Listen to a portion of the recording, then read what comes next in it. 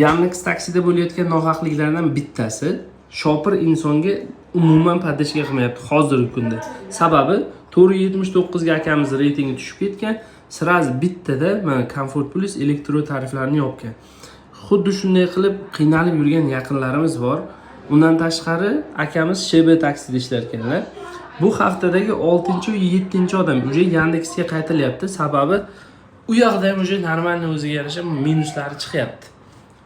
Akalar, eng zo'ri taksoparkka murojaat qilinsa, biz bunaqangi ishlar qilmaymiz deyishyapti ekan.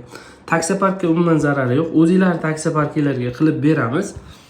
Xudo xohlasa akalar, bu xizmatimiz O'zbekiston, Qirg'iziston, Qozog'iston, Rossiyada ham o'xshaydi. Kerak bo'lsa o'rgatamiz. Xuddi shu ishlarning narxi o'rtacha $200. Agarda sizga shu xizmatimiz kerak bo'lsa, mana shu raqamga qo'ng'iroq qiling, onlayn qilib beramiz.